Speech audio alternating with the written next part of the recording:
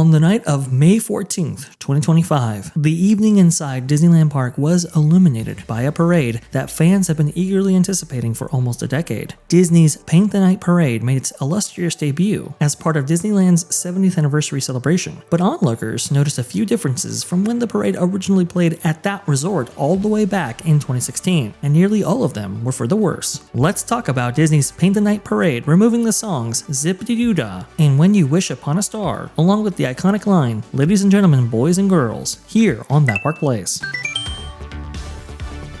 Speaking of iconic though, an iconic parade has just made its illustrious re-debut, I guess, as part of the 70th anniversary of Disneyland. Now, Culture, you're gonna like this story right here because you know what? The Paint the Night Parade was actually very much beloved by people who actually saw it, and I believe it went away, I want to say 2016. It was at DCA at that point, if I'm not mistaken. Could be wrong about that, but I think that's what happened right there. And Paint the Night has been missing for a long time. Now, a lot of people have been asking for this to be returned because, well, you know, when can we do this again? You had people asking. That's the main theme for this specific parade right there. That's a lot of lights not working. Well, that's the thing, Culture. The original fabricators, from what I understand, actually went out of business. So bringing this parade back, especially post-2020, was actually very, very difficult and required a lot of investment in order to make this happen, which is why it hadn't come back for so long. So it's gone almost 10 years. Some of that investment should have been in lights. Yeah, indeed. Now, the footage that you're actually seeing on screen right now is the Paint Night Parade restored for the 70th anniversary. This is right here. That's for when it was actually on Main Street 9 years ago, I want to say, is when this footage was actually recorded right there. So we're seeing so both it was just broken lights. Okay. Yeah, just broken lights. And okay. This was a very problematic parade. We heard that performers had issues with costumes and all that kind of stuff. Anywho's, it did make its way back for the 70th anniversary, and it played for the first time last night. And people noticed a couple things, Culture. I think you know where we're going right here. Oh, I do. Oh boy. Okay, so I want to go ahead. We got it up on That Park Place as well. A whole article on this. Oh, do we? Oh, very spectacular right there. Right.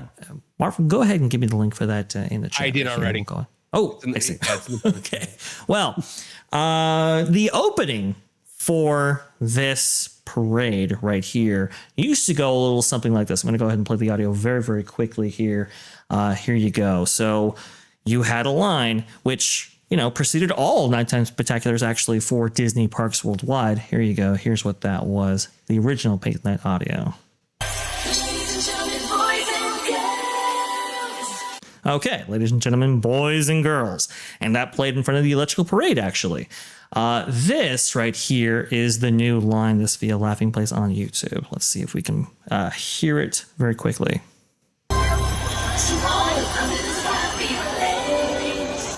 To all who come to this happy place. Well, that's very weird. Marvin, why would they change out that line? They're just trying to wrap their woke nonsense in Walt Disney quotes now, try to shield it from harm. Like, oh, you can't be mad at this, that we're eliminating this phrase because we don't want to offend gender activists. No. We're honoring Walt Disney's legacy that we care so much about. Indeed. Yes. They did the same thing that, by the way, they did to the electrical parade. If you remember the electrical parade back it made its debut, I think, in 1972, if I'm not mistaken. And for 50 years, it had the iconic line in the front of it. Here you go. Ladies and gentlemen, boys and girls. And then when it came back 50 years later in 2022, in April of that year, it had its line also altered. Here you go. To all who come to this happy place. They just can't help themselves. And we thought it's shameless. And we thought, okay, well, maybe, with Reimagine Tomorrow, at least being scrubbed on the site. Maybe that means that, these guys are going into hiding. Maybe that means that this gendered language nonsense can go away. But no.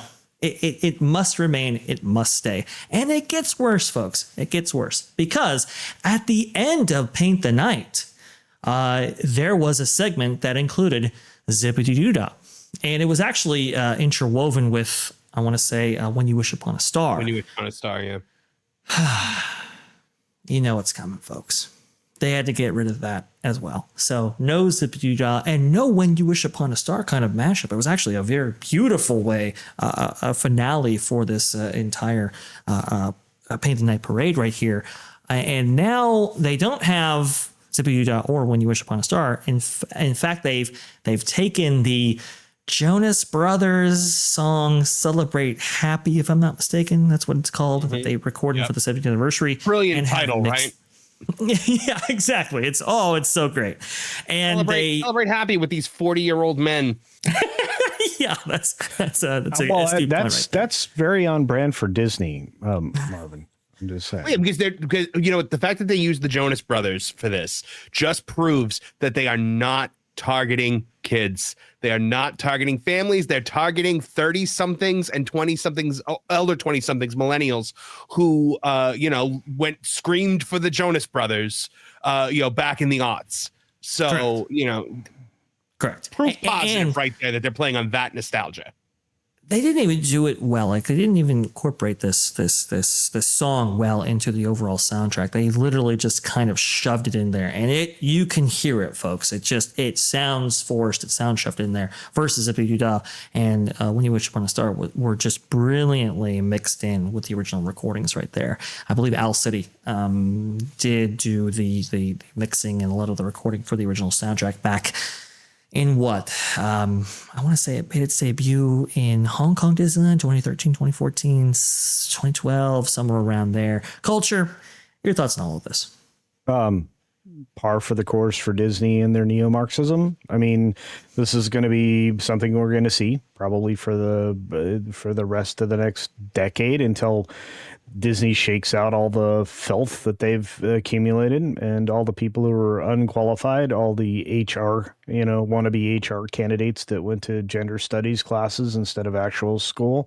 That's Disney's brought in a whole dustpan full of garbage and dumped it all over the place instead of, maintaining what they actually had before. This isn't gonna magically change tomorrow.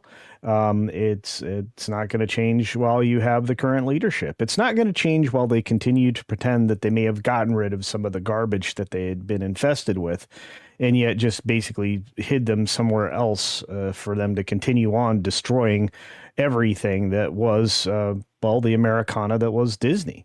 Your childhood's gone, kids. They're just, sweeping it out of the way in favor of the filth. And get prepared. Those poles on those floats, they're pretty soon they're going to be, indistinguishable from stripper poles. I assure you, there's going to be more of this garbage in Disney. Those are my thoughts. I hope you enjoyed them. No. Well, it's just, I think it's incredibly sad because there was a hope. There was a hope that maybe Stories Matter and this whole gendered language thing and this whole zip-a-dee-doo-dah thing can just be relaxed just a little bit. Stories Matter is not gone. It just moved under a new name. There it is. It's objectively true at this point that Stories Matter has not gone anywhere. To all who come to this happy place, I think Marvin hit it best right there. They perverted Walt's words because that comes from the opening speech of Disneyland. To all who come to this happy place, welcome. To all that come to this to all that come to this stinky place, flush. Yeah. This frustrating place. This frustrating place with $60 plastic keys. All who come to this happy place with a 6-figure income, welcome. Everyone else, get out. Get out. Exactly. Disneyland is your land, and Disneyland not anymore. On the hard facts that have created America. It's just we're so far away from that. And even though they bring up those words, they really don't know what they mean, and it's quite unfortunate. The Disney adult epidemic, the dink with, dual income, no kids, Disney adult who thinks everything should be for them. Now, it pervades Walt Disney World, obviously. I have a feeling, and I don't know this for sure, Vash, you and Culture could probably confirm this. Is it worse in Disneyland? Because I feel like it would have to be worse in Disneyland because it's in like that LA area and it's mostly locals. I think they're most terrified to make permanent changes at Disneyland. I think that the backlash from the stupid, lagoon ride or whatever they're calling that pile of garbage that used to be Splash Mountain. I think that was not received terribly well. It certainly isn't driving crowds. Mm-hmm. And I think they know that if they were to try to change Rivers of America in Walt's Park, Burbank would be just suffer endless amounts of cacophony outside forever. So it may not be as bad as it could possibly be, but I think all of the nonsense garbage trash that they can get away with is going to be stuck in Florida. I do echo Culture's thoughts on that, because I think for Burbank, Walt Disney World is more representative of the entire brand than Disneyland. Disneyland, you have annual pass holders, they freak out over every single little change, whatever. We'll do what we can get away with. We'll do the Pride Nights, we'll do all that kind of stuff. Versus Walt Disney World, that's the face. So the face has to represent our values, our customs, traditions, etc. And that's why they force that onto people. And it doesn't hurt bookings, so they'll continue to do it. I think it's the difference right there. It doesn't work. Yeah, go ahead. Oh no, I was just going to add to what you're saying. Just say it's going to hurt bookings in Florida. Again, I mean, you think about how large the international audience is, and as they each get their turn at looking at that pile of garbage that used to be Splash Mountain that they enjoyed, I think they're going to fear what Disney's going to shove over there as well. Because people go to Disney World to if they're Europeans, to basically get a larger version of Disneyland. Usually it takes tremendous wealth to get all the way the other 4 hours of flight time to Disneyland. So it's just I'm sorry, it's not going to get better in Florida until they've literally got rid of everybody that's there. Yeah, it's absolutely tragic. I like this right here.